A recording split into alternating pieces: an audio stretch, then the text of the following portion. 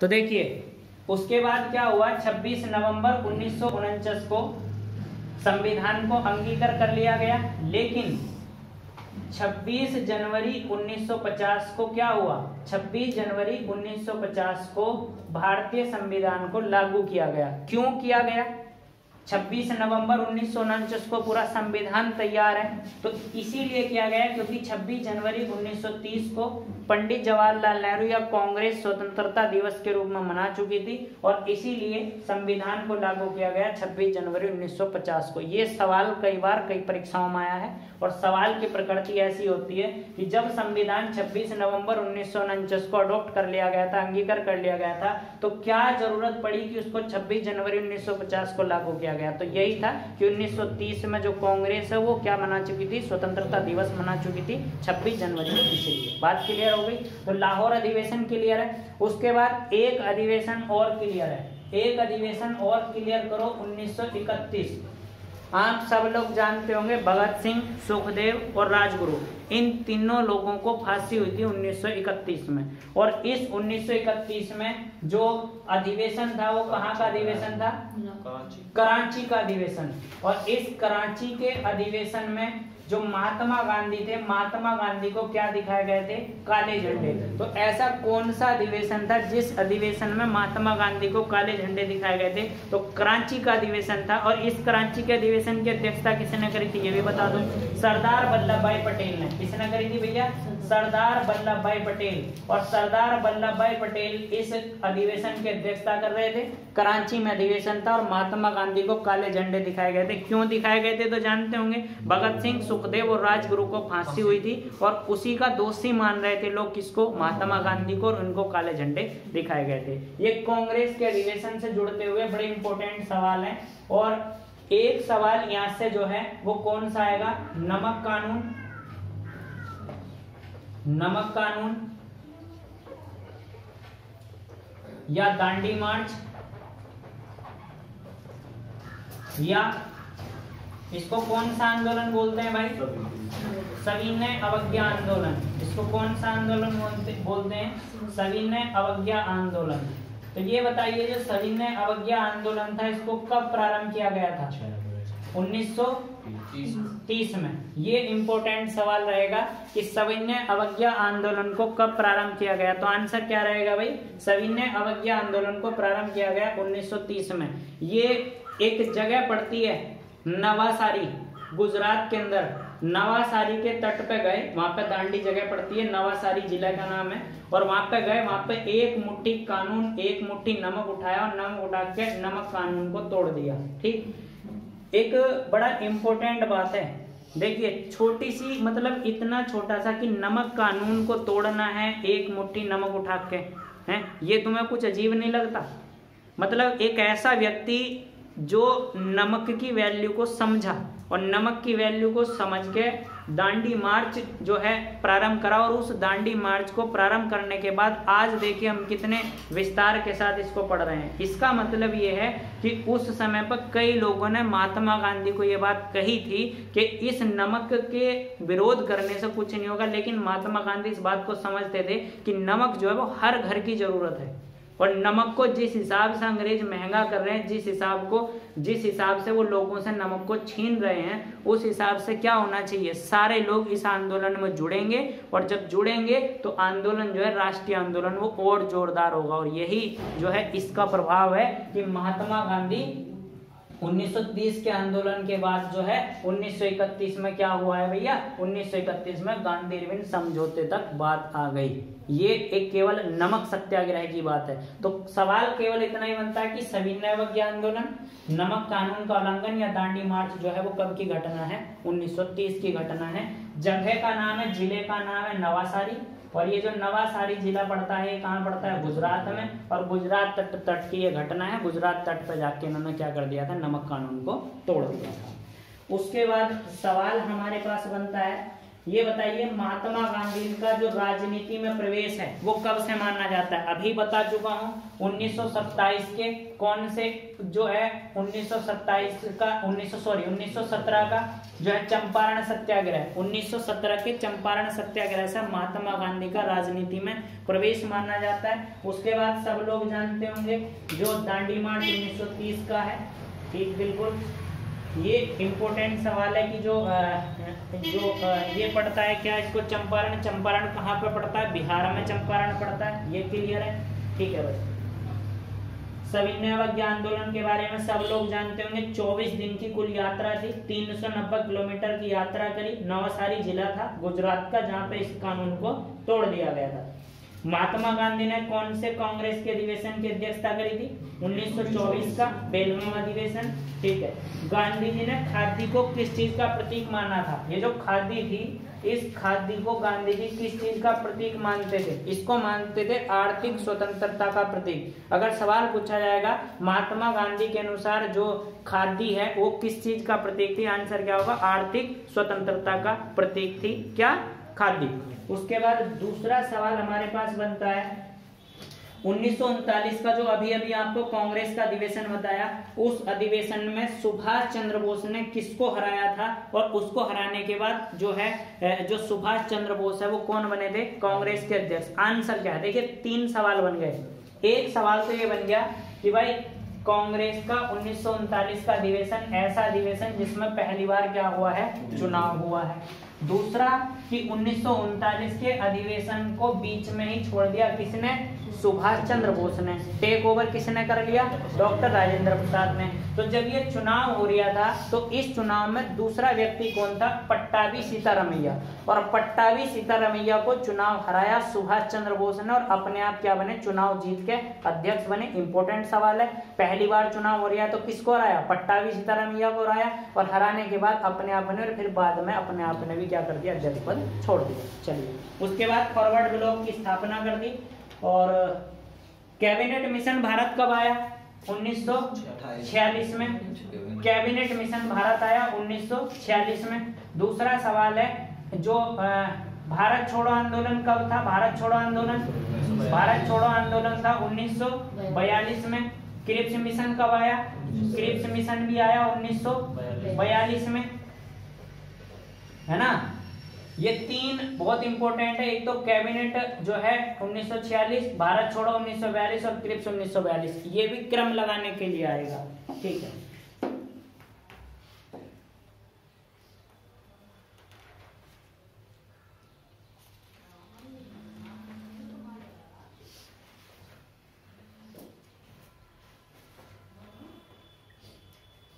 सर्वोदय की अवधारणा बताइए। सर्वोदय की अवधारणा किसकी है? बताइए भाई। सर्वोदय की जो अवधारणा है, एक तो सर्वोदय आंदोलन का नाम है, एक सर्वोदय किसका नाम है? आंदोलन का नाम है। और एक सर्वोदय जो है वो सर्वोदय शब्द है। इस सर्वोदय शब्द का सबसे पहली बार उपयोग जो करा था वो किसने करा था? महात्मा गांधी ने। और इस आंदोलन को चलाने का काम करा था विनोबा भावे ने। ये ध्यान रखना है, सर्वोदय शब्द जो है, सर्वोदय शब्द का जो उपयोग है वो महात्मा गांधी ने सबसे पहले करा और सर्वोदय आंदोलन को चलाने का काम विनोबा भावे ने करा। एक आंदोलन है जिसको किस नाम से जानते हैं? भूदान आंदोलन। किस नाम से जानते हैं? भूदान आंदोलन। ये भूदान आंदोलन को किसने प्रारंभ किया था? आचार्य विनोबा भावे ने। और एक है सत्याग्रह। ये बताइए पहले सत्याग्रही कौन थे? विनोबा भावे। देखिए पहले सत्याग्रही विनोबा भावे, भूदान आंदोलन विनोबा भावे और सर्वोदय आंदोलन भी विनोबा भावे। ये ध्यान रखेंगे, 3 सवाल आचार्य विनोबा भावे से जुड़ते हुए हैं। ये बताइए बनारस हिंदू विश्वविद्यालय BHU की स्थापना किसने करी थी? मदन मोहन मालवीय ने, ठीक है भाई। और अलीगढ़ मुस्लिम यूनिवर्सिटी की स्थापना सर सैयद अहमद खान। देखिए एक बात ध्यान से समझिए, सर सैयद अहमद खान कांग्रेस का लगातार विरोध करते थे, ठीक है भाई। एक शब्द सुना होगा तुमने DAV, इसका फुल फॉर्म कितने लोग जानते हैं? DAV स्कूल होते हैं ना, जगह जगह पर DAV के नाम से स्कूल मिलेंगे। इसका फुल फॉर्म क्या है DAV का? नहीं पता? इसको कहते हैं दयानंद एंग्लो वैदिक। बात समझ में आ गई? दयानंद एंग्लो वैदिक। देखिए दयानंद एंग्लो वैदिक, ये जो एंग्लो शब्द है, इस एंग्लो शब्द का मतलब क्या है? अंग्रेजी शिक्षा, और वैदिक का मतलब क्या है? वेदों की शिक्षा। तो दयानंद सरस्वती का जो कहना था वो ये कहना था कि हम क्या करेंगे, हम ऐसी शिक्षा देंगे जो आधुनिक भी हो और जो है वेद पर आधारित भी हो। तो आधुनिक का मतलब एंग्लो और वेद पर आधारित होने का मतलब क्या है? वैदिक। तो जो भी डीएवी स्कूल है उनका नाम क्या है? दयानंद एंग्लो वैदिक, और आगे जो भी होगा वो होगा। ठीक है, डीएवी इंटर कॉलेज है तो दयानंद एंग्लो वैदिक इंटर कॉलेज उसका नाम बनेगा। ठीक, चलिए उसके बाद हमारे पास सवाल है। सवाल ये है कि पूर्ण स्वराज की घोषणा जो है वो कौन से कांग्रेस के अधिवेशन में की गई थी? आंसर क्या होगा? लाहौर अधिवेशन। और कब का अधिवेशन था? 1939 का अधिवेशन, 1929 का अधिवेशन था। ठीक है भाई। भारत के किसी भी राज्य की पहली महिला राज्यपाल कौन थी भाई? सरोजिनी नायडू। चलिए मैं एक सवाल छोड़ देता हूं तुम्हारे लिए, और शायद अभी हाल फिलहाल में बताया भी होगा। सरोजिनी नायडू यूपी की राज्यपाल बनी थी। दूसरी राज्यपाल कौन बनी थी? भारत की दूसरी महिला राज्यपाल। और इतना बता देता हूं, इन्हीं की लड़की थी। ठीक है, जो सरोजिनी नायडू है, सरोजिनी नायडू की लड़की थी। मैं इतना भी बता देता हूँ, पश्चिम बंगाल की राज्यपाल बनी थी। और अब नाम जो है वो तुम्हारे ऊपर छोड़ देता हूँ, ये तुम्हें बताना है। ठीक है, पश्चिम बंगाल की राज्यपाल बनी थी। ठीक है भाई, और सरोजिनी नायडू की लड़की थी, और नाम जो है वो तुम्हारे लिए हो गया, ये नाम तुम देखोगे कौन था। नमक सत्याग्रह 1930 का है, ये सब लोग जानते हैं।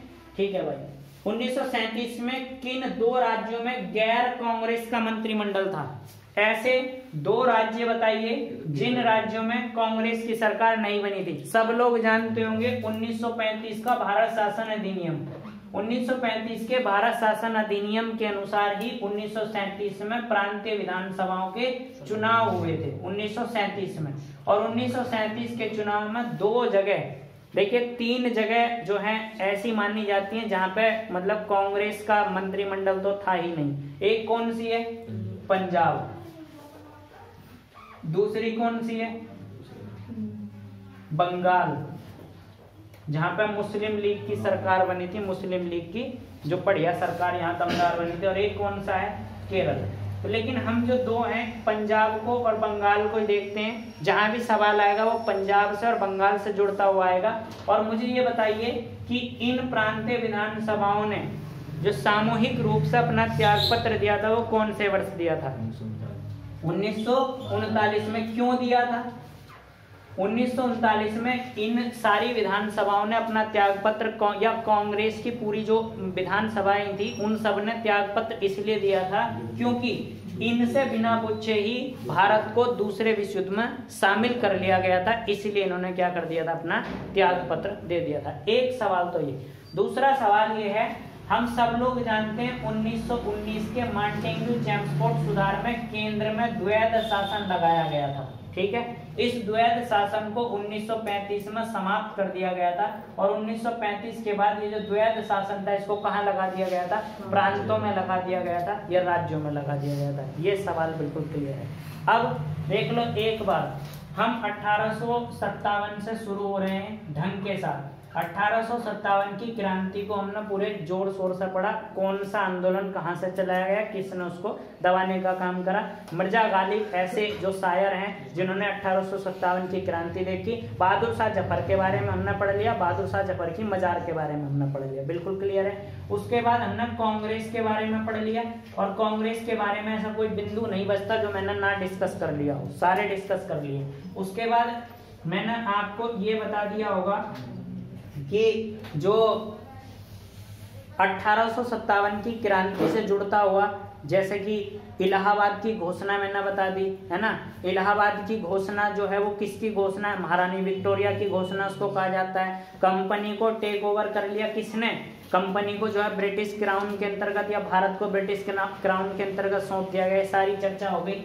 उसके बाद इन चर्चाओं से जुड़ता हुआ जो मैंने आपको बता दिया 1905 का बंगाल विभाजन हो गया, 1907 का या 1906 की जो मुस्लिम लीग की स्थापना हो गई, 1907 का जो है नरम दल गरम दल का टूटना हो गया, 1911 का दिल्ली दरबार हो गया, 1911 का राजधानी परिवर्तन हो गया, 1915 का जो है अधिवेशन हो गया, 1917 का अधिवेशन हो गया। 1917 के अधिवेशन में महिला अध्यक्ष जो है एनी बेसेंट रही। 1916 का लखनऊ समझौता बता दिया, 1917 का चंपारण बता दिया, 1920 का असहयोग बता दिया, 1922 का जो है चोरा चोरी बता दिया, 1925 का जो है काकोरी हत्याकांड, काकोरी ट्रेन का हत्याकांड बता दिया। इंपोर्टेंट सवाल है, एनटीपीसी में आया था। काकोरी हत्याकांड का वर्ष कौन सा है? आंसर क्या होगा? काकोरी ट्रेन की जो लूट हुई थी, लूट नहीं कह सकते इसको, जो भी कहेंगे, इन छोटे छोटे बातों बड़े विवाद चलते हैं, इसको लूट कहा जाना चाहिए नहीं कहा जाना चाहिए। तो हम कहते हैं कि जो ट्रेन की घटना थी, है ना, काकोरी ट्रेन की घटना, लखनऊ पैसेंजर, है ना, लखनऊ जो है सहारनपुर पैसेंजर से जो है इसमें लूट हुई थी, और ये 1925 की घटना है। फिर 1927 का मैंने आपको कौन सा बता दिया भाई? मैंने तुम्हें बता दिया कौन सा आंदोलन? 1927 का साइमन कमीशन बता दिया। 1928 में मैंने रिपोर्ट बता दी। 1929 का लाहौर अधिवेशन बता दिया। 1930 का जो है चंपारण बता दिया। 1931 का कौन सा बता दिया? गांधी रिबन समझौता बता दिया, है ना। और जो है 1932 में मैंने जो है क्या बता दिया? पूना पैक्ट बता दिया। 1935 का भारत शासन अधिनियम हो गया। 1939 का कांग्रेस का अधिवेशन हो गया। 1940 का जो है भारत छोड़ो आंदोलन। भारत छोड़ो आंदोलन कब चलाया गया था?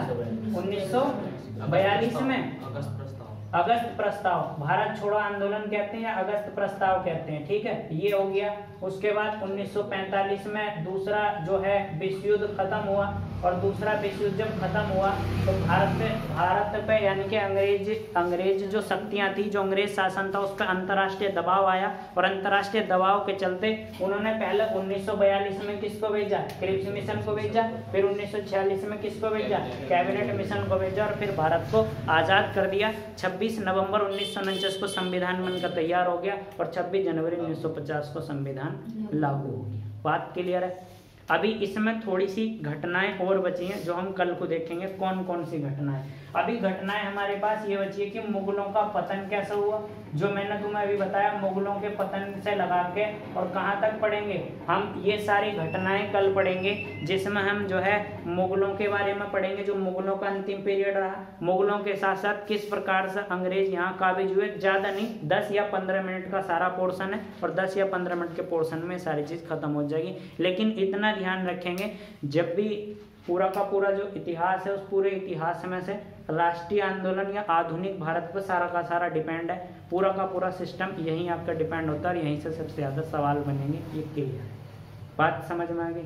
सबसे ज्यादा सवाल यहीं से बनेंगे। कांग्रेस को ढंग से पढ़ के जाइए, एकक अधिवेशन की चर्चा करके जाइए, है ना।